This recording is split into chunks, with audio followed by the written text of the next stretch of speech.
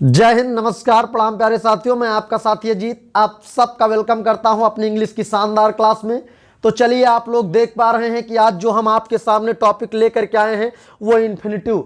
आज इस वर्ब की तीसरी क्लास में गुरुजी हम लोग इन्फिनिटिव पे बात करने वाले हैं और इन्फिनिटिव को इतना ज़बरदस्त तरीके से हम लोग पढ़ेंगे, इतना ज़बरदस्त तरीके से फिनिश करेंगे कि बिल्कुल चाहे जिस तरह से इससे क्वेश्चन बनाया जाए, चाहे जितना एडवांस लेवल का क्वेश्चन आ जाए, लेकिन बिल्कुल अब की बार इन्फिनिटिव से कुछ छूटना नहीं चाहिए। तो चलिए, वर्ब की इससे पहले हम लोगों ने 2 क्लासें पढ़ी। उन दोनों क्लासों में हम लोगों ने वर्ब की बेसिक बातें, वर्ब के टाइप कितने होते हैं, जीरंड क्या होता है, बिल्कुल हम लोगों ने ये बातें देख ली। यानी आज जो हमारी तीसरी क्लास में इन्फिनिटिव पे बात होगी।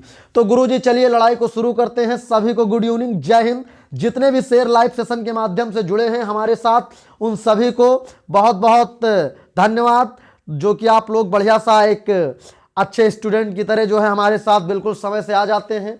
चलिए हम लोग बात करते हैं इन्फिनिटिव पे। तो गुरुजी इन्फिनिटिव पढ़ने से पहले, इन्फिनिटिव ही नहीं, आप दुनिया का कोई भी चैप्टर पढ़िए तो सबसे पहली प्राथमिकता आपकी ये होनी चाहिए कि सबसे पहले अगर उस चैप्टर, उस टॉपिक में आपको अगर अपना झंडा गाड़ना है, उस पर विजय हासिल करना है, तो सबसे पहले आप उसकी बेसिक चीजों को उखाड़ फेंकिए।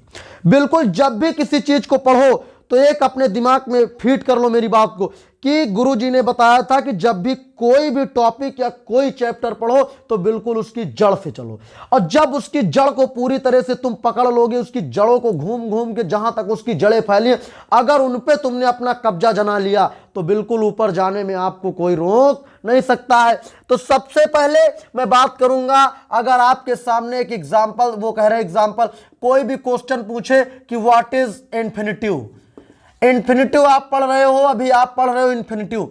जैसे ही मान लो कि अभी प्रेजेंट में आप क्लास देख रहे हो, मेरी क्लास चल रही है और आप घर का सब कुछ काम धाम छोड़ के मेरी क्लास के साथ लगे हो। क्लास जैसे ही आपकी एंड हो तो आप जाओ यहाँ से क्लास छोड़ के, तो आपके मम्मी पापा पढ़े लिखे हो, पूछे कि बेटा क्या पढ़ रहे थे आज, सर क्या पढ़ा रहे थे, तो आप कहोगे अरे सर आज वो मम्मी या पापा आज तो सर बहुत ही एक बेहतरीन टॉपिक लेकर आए थे, इतना शानदार टॉपिक था कि पढ़ के मुझे बिल्कुल मजा आ गया। तो पूछ सकते हैं कि बेटा कौन सा टॉपिक था जिसमें तुझको इतना मजा आ गया, तो आप कहोगे कि पापा कुछ नहीं, वो इन्फिनिटिव पढ़ा रहे थे। तो पापा के मुंह से एक बात निकल सकती है कि बेटे इन्फिनिटिव क्या है। अब लो, अगर तुमको नहीं पता कि इन्फिनिटिव क्या है तब तो बेटा अब आपके लिए दिक्कत खड़ी हो सकती है।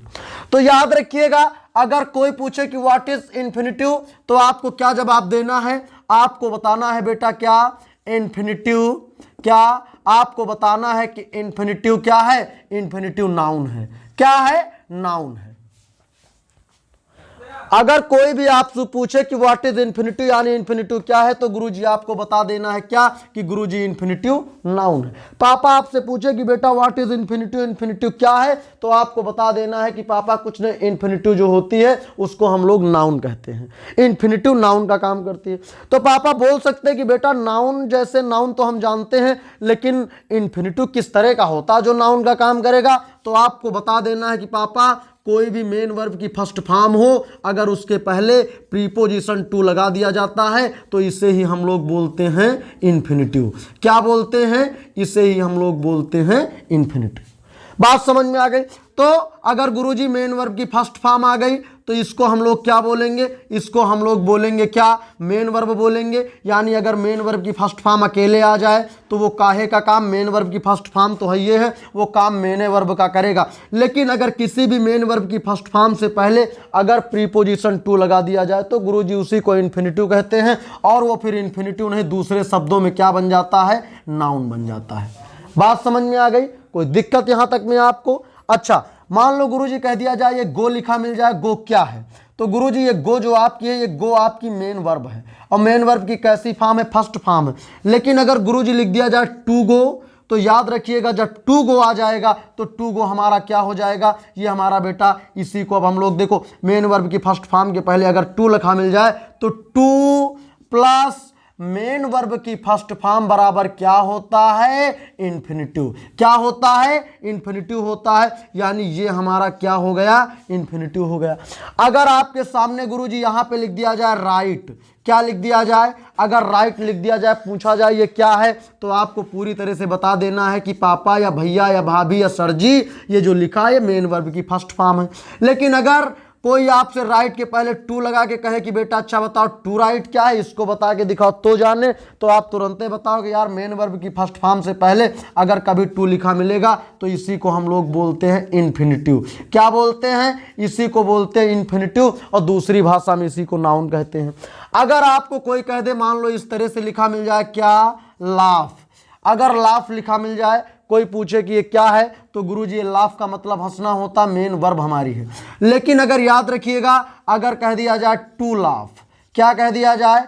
अगर टू लाफ कह दिया जाए तो अब ये क्या है? तो गुरुजी अब ये इन्फिनिटिव बन गई। तो चलिए एक आप हमें बना के दिखाइए।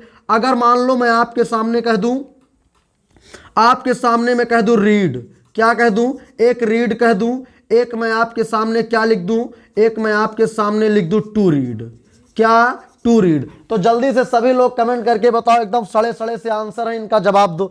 तो कुछ नहीं गुरुजी, अगर रीड अकेला आया, रीड का मतलब पढ़ना, रीड क्या है? मेन वर्ब की फर्स्ट फॉर्म है। लेकिन रीड के पहले अगर ये वाला प्रीपोजिशन टू मिलेगा तो टू रीड को क्या बोलेंगे गुरुजी? टू रीड को हम लोग बोलेंगे इन्फिनिटिव। क्या बोलेंगे? इन्फिनिटिव। तो बिल्कुल बताओ, क्या इन्फिनिटिव की बेसिक बात समझ में आ गई? इन्फिनिटिव बोले तो नाउन, ठीक। इन्फिनिटिव बोले तो इन्फिनिटिव बोले तो टू प्लस मेन वर्ब की फर्स्ट फॉर्म को इन्फिनिटिव कहते हैं, और टू प्लस वर्ब की फर्स्ट फॉर्म बराबर इन्फिनिटिव, और इन्फिनिटिव बोले तो नाउन। अब सभी लोग यहां तक की बेसिक बात समझ में आई हो तो मुझे कमेंट करके बताइए, क्या कोई दिक्कत? जल्दी से बताइए, क्या यहां तक में कोई डाउट है किसी को? किसी भी साथी को अगर कोई भी डाउट है तो वो मुझे बता सकता है। अब चलिए गुरुजी, आपने जीरंड पढ़ लिया है, सो आपके लिए इन्फिनिटिव थोड़ा सा आसान हो जाएगा। जिस तरह से आपने हेडिंग डाला था प्लेसमेंट ऑफ जीरंड, जीरंड के प्लेसमेंट देखा था, उसी तरह से मेरे बच्चे आज जो आपको देखना है तो आज इन्फिनिटिव देखना है। हेडिंग डाल दीजिए सभी लोग, placement of infinitive. Placement of infinitive, heading डालिए मेरे बच्चे, प्लेसमेंट ऑफ इन्फिनिटिव। इन्फिनिटिव का प्लेसमेंट क्या होता है, तो चलिए सभी लोगों को ध्यान देना है। इन्फिनिटिव का प्लेसमेंट क्या होता है, तो गुरुजी सभी लोग ऐसे डालिएगा नीचे फिर से एक बार, इन्फिनिटिव। बहुत ही किताबों में पढ़ोगे समझ में नहीं आएगी, इतने आसान सी भाषा में मैं इसको ढूंढ के लाया हूं, इतनी आसान सी भाषा में आपके सामने सजा के पेश कर रहा हूं कि बिल्कुल आपको सबसे आसान ये लगे। क्योंकि मेरी क्लास में आपने एक चीज़ देखा होगा कि जो चीज़ें दुनिया के में आपको इतना कठिन लगती, जो आपको लगता है कि समझ में नहीं आएंगी, उनको मैं आपके लिए बिल्कुल हलवा साबित कर देता हूँ। तो इन्फिनिटिव के जो प्लेसमेंट है गुरुजी, इन्फिनिटिव का पहला प्लेसमेंट क्या? इन्फिनिटिव का जो पहला प्लेसमेंट होता है, आपको पता है कि इन्फिनिटिव बोले तो क्या होता है? नाउन। अब कुछ नहीं, इन्फिनिटिव बोले तो नाउन, और नाउन कौन सेंटेंस में कितने जगह रह सकता है, तो आप जरा सभी लोग देखिए, इधर देखिए, इधर as a subject, as a subject पहला प्लेस, दूसरा placement as a object, as a object, और तीसरा प्लेसमेंट है as a complement, as a complement. उसके बाद क्या होगा?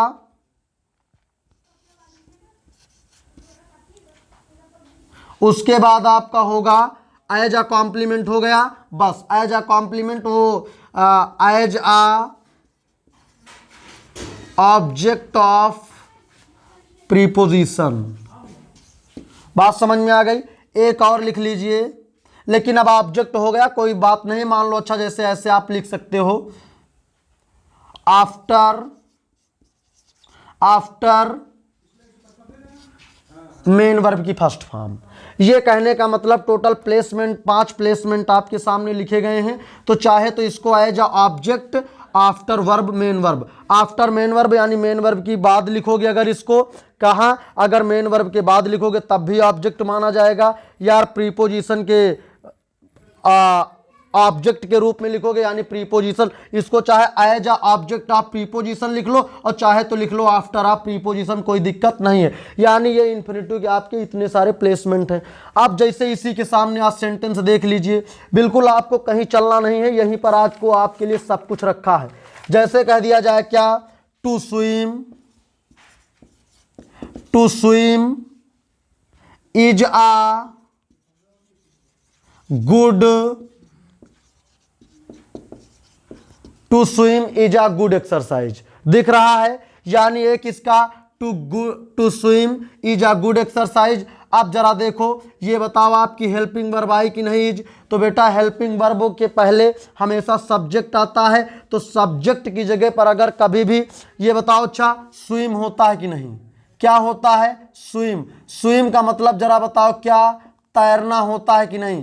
क्या तैरना होता है? तैरना होता है। आपने कहीं कहीं झूलना भी देखा होगा इसका मतलब, ठीक है। अब जरा बताओ ये मेन वर्ब की क्या है? तो गुरुजी ये मेन वर्ब की फर्स्ट फॉर्म है, लेकिन ये अकेला तो लिखा नहीं, इसके पहले क्या लगा है? टू लगा है। तो जब भी अगर टू स्विम इसी को कर दिया जाएगा तो अब बताओ ये क्या बन गया? तो गुरुजी ये तो बन गया जाके इन्फिनिटिव, और इन्फिनिटिव बोले तो क्या हो गया? नाउन। तो याद रखिएगा ये यहाँ पे देखो, अगर टू स्विम की बात करी जाए तो हेल्पिंग वर्ब के पहले है, तो ये टू स्विम काहे का काम कर रहा है? तो गुरुजी ये टू स्विम हमारा सब्जेक्ट का काम कर रहा है। टू स्विम के तुरंत बाद हमने हेल्पिंग वर्ब सिंगुलर क्यों लगाया? इज। तो याद रखिएगा बेटा, अगर कोई भी इन्फिनिटिव या जीरंड सब्जेक्ट का काम करता है, अगर सब्जेक्ट का काम मेन वर्ब की आईएनजी फॉर्म करे या सब्जेक्ट का काम टू प्लस क्या मेन वर्ब की फर्स्ट फॉर्म करे, तो इन दोनों कंडीशन में हमेशा वर्ब सिंगुलर लगाई जाती है। अगर सब्जेक्ट का काम यहाँ टू स्विम इन्फिनिटिव कर रहा, वर्ब हमेशा सिंगुलर लगेगी। अगर यहाँ स्विमिंग यानी जीरंड कर दिया जाता स्विमिंग, तो स्विमिंग के साथ भी इज लगता। ठीक, आगे देखो अगला जैसे कह दिया जाए he wants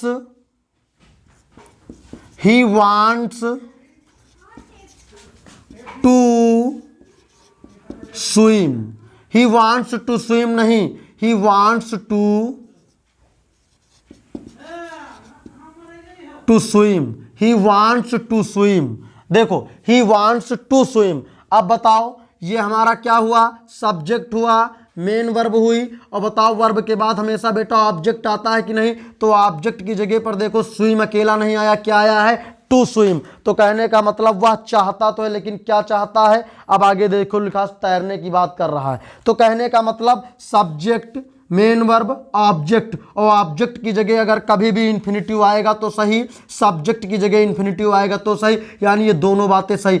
आप जरा कॉम्प्लीमेंट देखो, कॉम्प्लीमेंट बोले तो पूरक शब्द, पूरक शब्द बोले तो ऐसा वर्ड जो किसी चीज के अर्थ को पूरा करे। यानी पूरक शब्द या कॉम्प्लीमेंट का यूज कब किया जाता है बेटा? जैसे कोई भी सेंटेंस लिखा होता है और उसका अर्थ अपने आप में पूरा नहीं निकलता है, तो उस सेंटेंस का अर्थ पूरा करने के लिए जिस वर्ड का यूज किया जाता है, जिस वर्ड को अलग से जोड़ा जाता है, उसे कॉम्प्लीमेंट कहा जाता है। चलिए सभी लोग कॉम्प्लीमेंट की बात लिखिए। जैसे लिखिए Radha's desire is, Radha's desire is, Radha's desire is to go there. दिख रहा है सभी को? हाँ बिल्कुल दिख रहा है। यानी लिखा राधास डिजायर इज, राधा की इच्छा है या राधा का मन है या राधा की मर्जी है, क्या है? टू गो देयर, वहां जाने के लिए। वहां जाने का राधा का क्या है? मन है या राधा की मर्जी है। तो याद रखिएगा ये हो गया बेटा सब्जेक्ट राधा, ये क्या हो गया?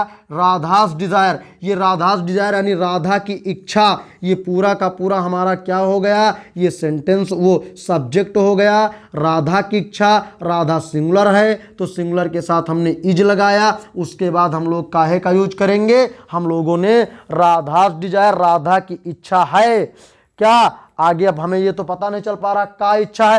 राधा की इच्छा है, देयर को देखो तो वहां राधा की इच्छा है वहां। अब कहां वहां? राधा की क्या इच्छा है?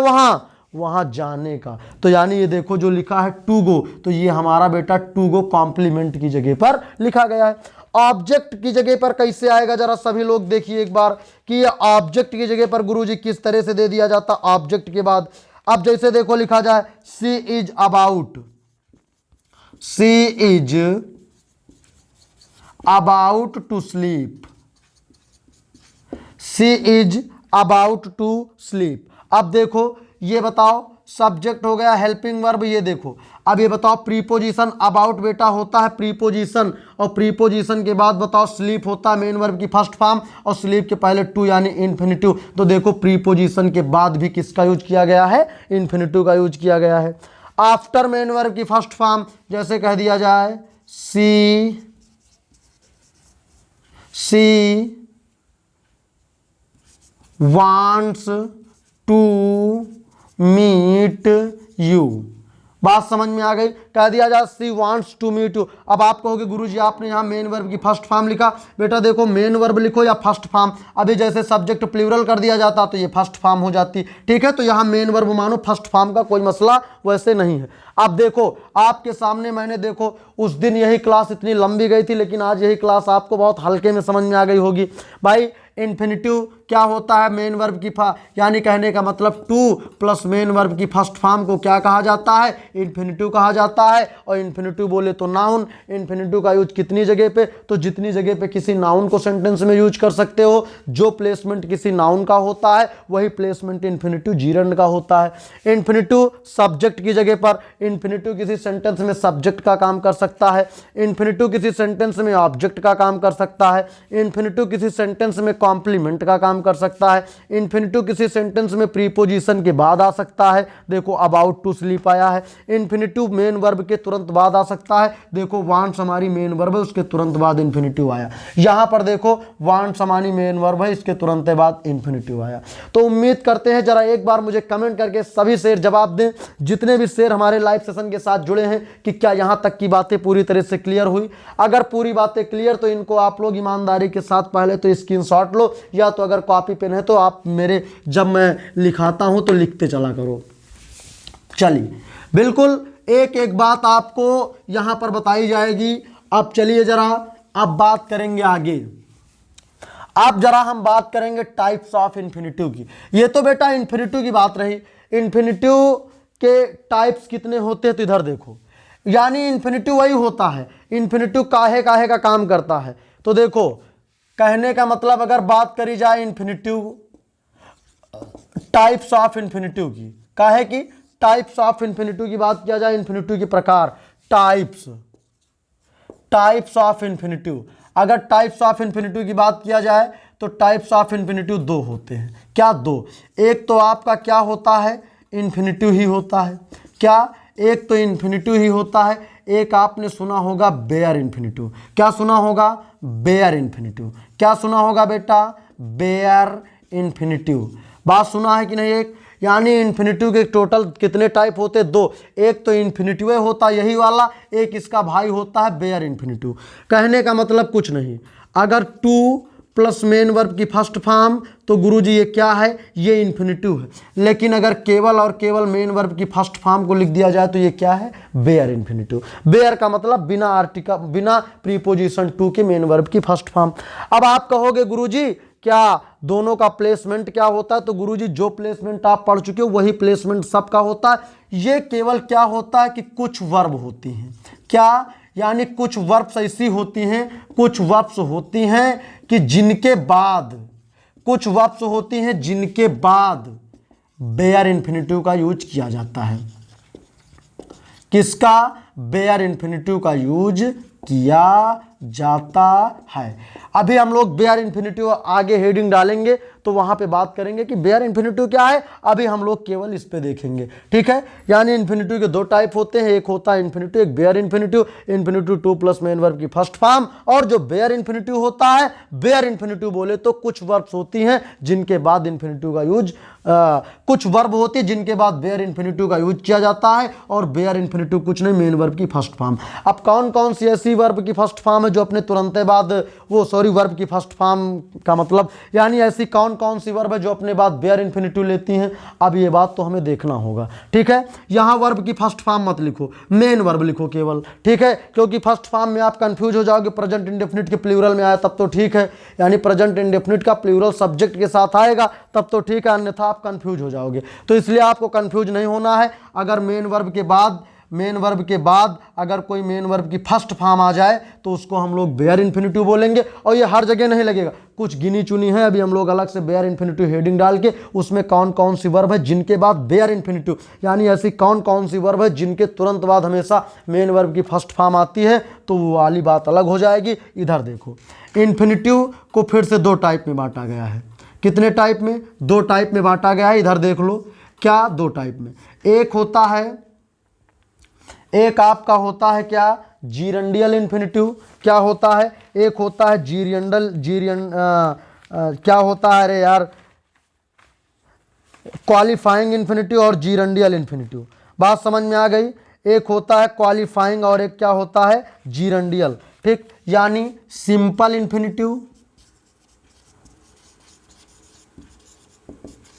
सिंपल इन्फिनिटिव पहला होता है, दूसरा होता है क्वालिफाइंग एंड जीरेंडियल इन्फिनिटिव। देखो ये बेटा आपके लिए बहुत ही मैंने गंभीरता के साथ एक शॉर्ट नोट्स बना के लाया हूं कि एक बहुत ही कम लिखना पड़े और आपको पूरी बातें समझ में आ जाए, इसलिए थोड़ा सा मुझे देखना भी पड़ता है कि किस तरह से मैंने क्या लिखा था, क्योंकि बहुत ज़्यादा थ्योरी देने से कोई फ़ायदा नहीं है कि एक एक बातों को एक एक घंटे उसी में मार चंगीटते रहो। देखो, यानी इन्फिनिटिव दो टाइप के, एक इन्फिनिटिव होता है, एक बेयर इन्फिनिटिव। बेयर इन्फिनिटिव को छोड़ो, इन्फिनिटिव दो टाइप होते हैं। इन्फिनिटिव को दो पार्ट में बांटा गया है, एक सिंपल इन्फिनिटिव होता है, एक क्वालिफाइंग और क्या होता है, जीरेंडियल इन्फिनिटिव। अब बेटा सुनो, अगर इन्फिनिटिव जब नाउन का काम करेगा तो उसको सिंपल इन्फिनिटिव बोलेंगे, और इन्फिनिटिव अगर जब एडजेक्टिव का काम करता है तो उसे जीरेंडियल या क्वालिफाइंग इन्फिनिटिव कहते हैं। बात समझ में आ गई? कोई दिक्कत किसी को? अब आप नाउन और एडजेक्टिव तो आपको पता है। अगर इन्फिनिटिव यानी ये जो two plus verb main verb की फर्स्ट फॉर्म है, ठीक, ये काहे का, ये बेटा अपने आप में नाउन भी है और ये अपने आप में क्या है, एडजेक्टिव है। तो जब ये एज एडजेक्टिव यूज करी जाएगी तो इसको हम लोग जीरेंडियल या क्वालिफाइंग एडजेक्टिव वो इन्फिनिटिव बोलेंगे, और अगर ये नाउन का काम करेगी तो इसको हम लोग क्या, सिंपल इन्फिनिटिव बोलेंगे। बात समझ में आ गई कि नहीं आ गई? जल्दी से सभी लोग, अभी मैं आपको एग्जाम्पल दे रहा हूं, चलिए एग्जाम्पल नीचे लिए चलिए। I want to read, I want to read, दोनों का एग्जाम्पल सिंपल इन्फिनिटिव क्या है, जीरेंडियल इन्फिनिटिव क्या है। पहला ये हो गया, नीचे दिख रहा, सभी को दिख रहा, वेरी गुड। लिखा है she went to market, she went to market to purchase books.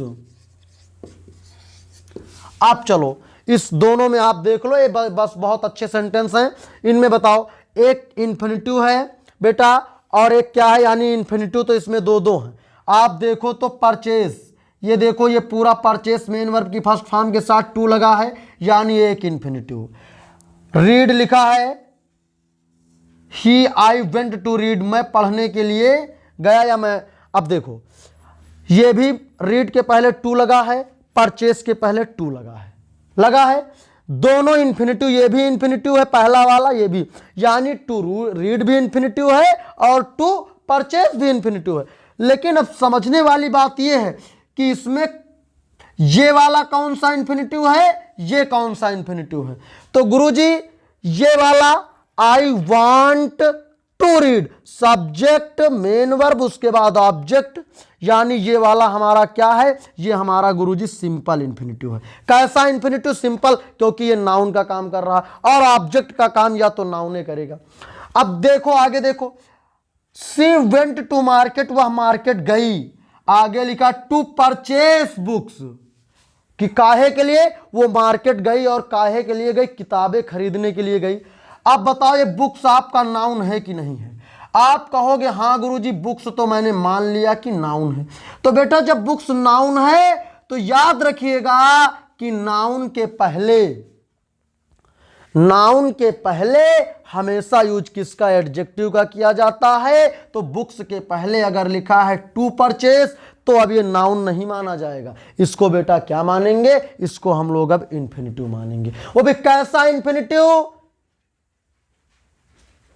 गुरुजी? जीरेंडियल या क्वालिफाइंग इंफिनिटिव मानेंगे। बात समझ में आ गई? यानी ये भी इंफिनिटिव ये भी, लेकिन अगर इसके बाद कोई नाउन नहीं आया है तो ये सिंपल इंफिनिटिव है, और इसके बाद नाउन आया है तो गुरुजी वो क्या हो गया, वो जीरेंडियल इंफिनिटिव हो गया। वो इसके बाद नाउन आया है तो जीरेंडियल कहो या क्वालिफाइंग इंफिनिटिव। अच्छा, यहां तक की बात सभी को समझ में आ गई? अगर यहां तक की बात समझ में आ गई है तो अच्छी बात है। मैं आपके सामने एक दो एग्जाम्पल और दे रहा हूं, जो भी बातें कुछ बहुत बची हैं वो अभी सब दूध का दूध और पानी का पानी अलग अलग हो जाएगा अपने आप से। आपके समझ में आया कि नहीं आया? इधर देखिए, एक मैं आपके सामने लिख दूं केवल क्या, एक मैंने क्या लिख दिया, टू टीच, एक लिख दिया टू टीच, ठीक। एक मैंने लिख दिया टू टीच मोहन। बताओ इसमें, बताओ ये दोनों इंफिनिटिव हैं। क्या हैं गुरुजी? ये दोनों के दोनों हमारे इंफिनिटिव लिखे हैं, लेकिन बताना ये है कि ये कौन सा इंफिनिटिव है और ये कौन सा इंफिनिटिव है। तो गुरुजी ये हमारा क्या माना जाएगा, इसको हम लोग मानेंगे सिंपल इन्फिनिटिव। क्या मानेंगे? सिंपल इन्फिनिटिव, ठीक है। इसको सिंपल इन्फिनिटिव मानेंगे, लेकिन इसको क्या मानेंगे, qualifying infinitive. Qualifying infinitive. Qualifying infinitive क्यों? क्योंकि अकेला आया, इसके बाद कोई नाउन नहीं आया है। लेकिन गुरुजी इसके इस इन्फिनिटिव के बाद देखो क्या आया है, मोहन एक प्रॉपर नाउन है। तो कहने का मतलब ये है कि जब इसके बाद कोई नाउन आएगा तो इसको हम लोग जीरेंडियल या क्वालिफाइंग इन्फिनिटिव बोलेंगे, और अगर अकेला आएगा तो इसको सिंपल इन्फिनिटिव बोलेंगे। बताइए क्या बात समझ में आ गई? तो हाँ गुरुजी, इन्फिनिटिव हमारा नाउन का भी काम करता है, इन्फिनिटिव हमारा एडजेक्टिव का भी काम करता है। जब इन्फिनिटिव अकेला आएगा तो सिंपल इन्फिनिटिव बोलेंगे, जब इन्फिनिटिव के तुरंत बाद नाउन आएगा तो क्वालिफाइंग इन्फिनिटिव या जीरेंडियल इन्फिनिटिव बोलेंगे। आगे देखिए, एक मैं आपके सामने क्या लिख दूं, एक मैं आपके सामने लिख दूं राइट। ये मेन वर्ब की फर्स्ट फॉर्म, टू लगा दिया इन्फिनिटिव। लेकिन अगर कह दिया जाए to write Ram, to write Ram या टू राइट रमेश, आप बताओ ये कौन सा इन्फिनिटिव, ये कौन सा इन्फिनिटिव, ये बताओ। यानी ये भी इन्फिनिटिव ये भी, और पेपर में आ सकता है इस तरह से अंडरलाइन हो सकता है, या इसे पूछ सकता है ये क्या है। तो अगर आपको इन्फिनिटिव ऑप्शन में मिले तब वो सही है, अगर एडजेक्टिव या नाउन ऑप्शन मिले तो आपको बहुत पूरी तरह से ध्यान देते चलना है। आप बताओ। तो गुरुजी ये तो हो गया नाउन, क्या हो गया, नाउन। लेकिन गुरुजी ये क्या हो गया, एडजेक्टिव। क्यों? क्योंकि जब ये अकेला आया तो नाउन माना जाएगा, इसके तुरंत बाद अगर नाउन, यानी अकेला तो नाउन, और नाउन के पहले तो क्या मानेंगे, एडजेक्टिव मानेंगे। बात समझ में आ गई? यानी टू राइट अकेला तो नाउन, यानी ये। अच्छा, इन्फिनिटिव में बात करेगा तो सिंपल इन्फिनिटिव है ये वाला, जीरेंडियल इन्फिनिटिव, या जीरेंडियल बोलो या क्वालिफाइंग इन्फिनिटिव बोलो। बताओ क्या यहाँ तक में किसी को कोई दिक्कत है? एक बार जितने भी शेर हमारे क्लास के साथ बने हैं वो जरा कमेंट करके बताएं बेटा, क्या यहाँ तक में आपको कोई दिक्कत है? बिल्कुल, अगर आपको कोई दिक्कत लगे तो आप उस दिक्कत को लेके मत बैठना, उस दिक्कत को मेरे साथ साझा कर देना, तो उसी दिक्कत में हम भी आ जाएंगे। तो जब दोनों लोग किसी दिक्कत को मिल के देखेंगे, अगर उस दिक्कत को हमें बता दोगे तो दोनों लोग मिलकर किसी दिक्कत, किसी प्रॉब्लम का सलूशन ढूंढेंगे, तो हो सकता है उसका सलूशन जल्दी मिल सकता है। बात समझ में आ गई? और यहाँ पे टाइम इतना कम है कि जिस तरह से दो लोग मिलके, चार लोग मिलके, यानी सलूशन निकलना चाहिए चाहे जैसे निकले। चलिए, अगर आपको कोई भी प्रॉब्लम लगे तो तत्काल आप कमेंट में बताएं, अन्यथा आप पूरी बढ़िया ईमानदारी के साथ पूरी क्लास को देखते रहें। अब सभी लोगों को बात ये करनी है, अब मैंने बता दिया कि इन्फिनिटिव की पूरी बातें। अब चलिए सब लोग जो है हेडिंग डालेंगे some important rules of infinitive. ठीक है, some important rules of infinitive. चलिए सभी लोग एक बार जरा एक रूल लिखेंगे। पहले हेडिंग डाल लो some important rules of infinitive, some important rules of infinitive. चलिए पहला सभी लोग लिखिए जल्दी से, सभी बच्चे जल्दी जल्दी से लिखेंगे कि इन्फिनिटिव का यूज वर्ब तथा एडवर्ब, यानी जो इन्फिनिटिव होता है ये पहला रूल है। क्या है? पहला रूल है। यानी पहला रूल क्या कहता है कि जो इन्फिनिटिव का यूज है वो वर्ब और एडवर्ब, वर्ब और एडवर्ब के, वर्ब और एडवर्ब की तरह भी किया जाता है। अभी आपने क्या देखा कि इन्फिनिटिव काम नाउन का करेगा, फिर उसके बाद देखा एडजेक्टिव का करेगा। अब आपको देखना है कि इन्फिनिटिव वर्ब और एडवर्ब का काम किस तरह से करेगा। एग्जाम्पल जरा इसके सामने लिखिए। We eat to live. ठीक, आगे देखो, पहला है। दूसरा देखो, I went to Agra to see, I went to Agra to see the Taj, I went to Agra to see the Taj. एक और लिखो जरा, द एप्पल इज नहीं the apple is sweet, the apple is sweet to eat. जल्दी से अब जरा आपको बताना है कि कहाँ कौन इन्फिनिटिव है, कौन क्या है एडवर्ब है। अब इधर देखो भैया, सभी लोगों को बताना है कि इसमें देखो एक तो इन्फिनिटिव ये मिला, एक इन्फिनिटिव ये मिला, एक इन्फिनिटिव ये मिला। आप जरा बताओ इसमें कौन सा इन्फिनिटिव नाउन का काम कर रहा है, कौन एडवर्ब का काम कर रहा है। जल्दी से मुझे बताओ, जल्दी जल्दी से सभी शेर कमेंट में जवाब छापते चलें।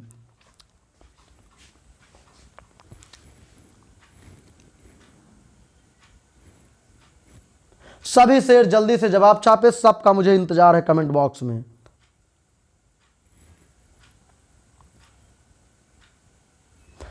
अब नहीं बता पाओगे, अरे यार एकदम सरल सी बात है। ये वाला बेटा क्या है, अब देखो ये बताओ हमारी, इधर देखो ये, अब जरा मुझे ये बताओ, ये ईट हमारी क्या है, बताओ ईट क्या है? मेन वर्ब की फर्स्ट फॉर्म है। उसके बाद क्या लिखा है? टू लिव लिखा है। उसके बाद देखो ये यहाँ पे क्या लिखा है? टू सी लिखा है। ठीक, उसके बाद यहाँ पे देखो क्या लिखा है, यहाँ पे टू ईट, यानी ये बताओ अकेला आया तो ये काम काहे का करेगा? ये यहाँ पे नाउन यानी सिंपल इन्फिनिटिव है। कौन सा इन्फिनिटिव है? सिंपल इन्फिनिटिव है। इसकी बात करेगा तो ये भी क्या है? सिंपल इन्फिनिटिव है।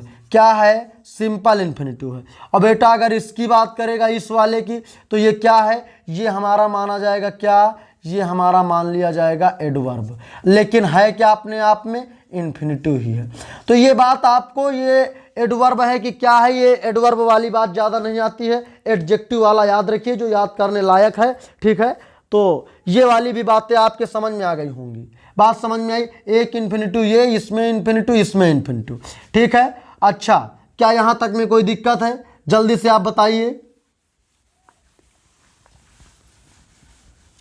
ही ईट टू लिव, वह खाता तो है लेकिन काहे लिए खाता है? जीने के लिए खाता है। बात समझ में आ गई? कोई दिक्कत? चलिए अगला रूल जरा लिखिए, बहुत ही इंपॉर्टेंट रूल है, बहुत इंपॉर्टेंट रूल है। लिखिए अगला रूल कि कुछ वर्ब होती हैं, कुछ वर्ब होती हैं जिनके बाद ऑब्जेक्ट और उनके बाद इन्फिनिटिव का यूज किया जाता है। कुछ वर्ब होती हैं जिनके तुरंत बाद ऑब्जेक्ट आएगा तो तुरंत बाद इन्फिनिटिव आएगा। जैसे देखिए एडवाइस हो गया, एडवाइस के तुरंत बाद जीरंड आएगा और इसके तुरंत बाद अगर कोई क्या है, जीरंड वाली क्लास को जाके देखना जाके, अगर तुरंत एडवाइस के तुरंत बाद आएगा मेन वर्ब तो फिर जीरंड फॉर्म में होनी चाहिए, लेकिन एडवाइस के तुरंत बाद कोई ऑब्जेक्ट दिया गया है तो फिर इन्फिनिटिव होना चाहिए। Ask, allow, beg, command, command, command नहीं बेटा कमेंड है, कमेंड।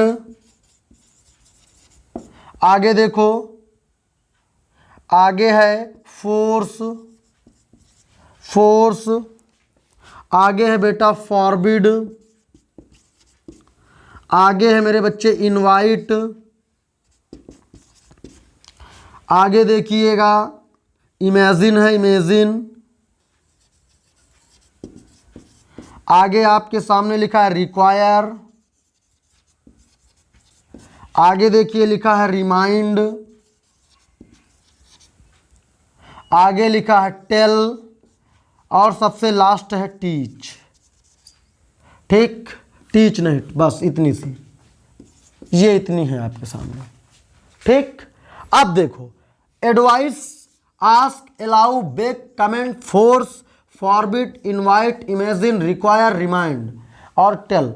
पहली बात तो अगर मान लो लिख दिया जाए फॉरबिड, तो इसके तुरंत बाद आएगा तो क्या आएगा, जीरंड आएगा। अगर इसके तुरंत बाद इसके ये जितनी भी लिखे इनके अगर तुरंत बाद मेन वर्ब आनी आएगी तो याद रखना वो मेन वर्ब अपने कौने फॉर्म में आनी चाहिए, आईएनजी फॉर्म में। कौने फॉर्म में आनी चाहिए, आईएनजी फॉर्म में आनी चाहिए।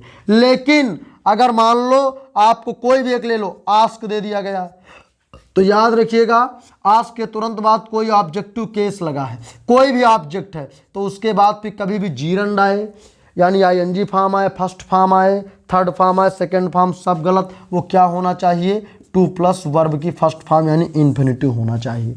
समझ में बात आई कि नहीं आई? एग्जाम्पल लिखिएगा तो और समझ में आएगा, बिना एग्जाम्पल के आप नहीं समझ पाते हैं। चलिए लिखिए, ही टोल्ड मी,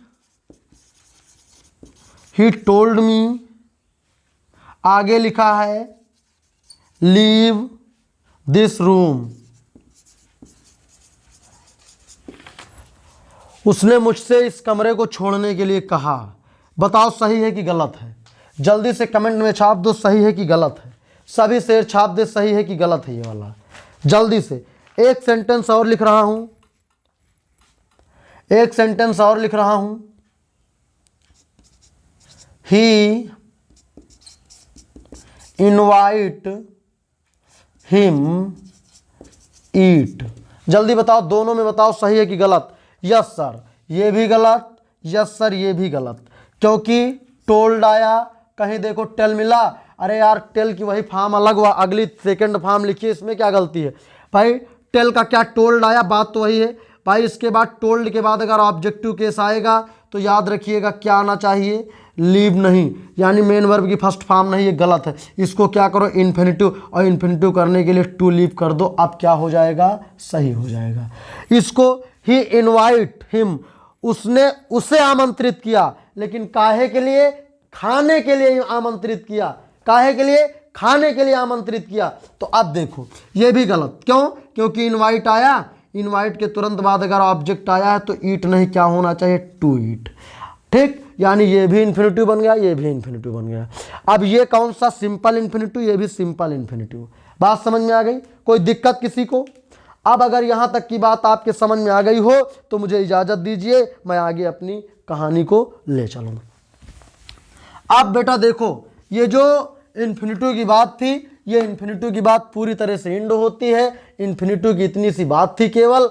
अब हम लोग अगली क्लास जो हमारी आएगी वहां पे हम लोग बात करेंगे जो आपने एक अभी सुना था, बेयर इन्फिनिटिव। क्या सुना था? एक आपने अभी सुना था बेयर इन्फिनिटिव। जो हमारी अगली क्लास आएगी तो हम लोग अगली क्लास में मेरे बच्चे बात करेंगे किस पे, बेयर इन्फिनिटिव पे। तो आज की बातों का थोड़ा सा रिवीजन कर लेते हैं। उससे पहले एक बार मुझे कमेंट करके बताइए क्या आज की क्लास पूरी तरह से शानदार लगी या नहीं लगी, जल्दी से बताइए।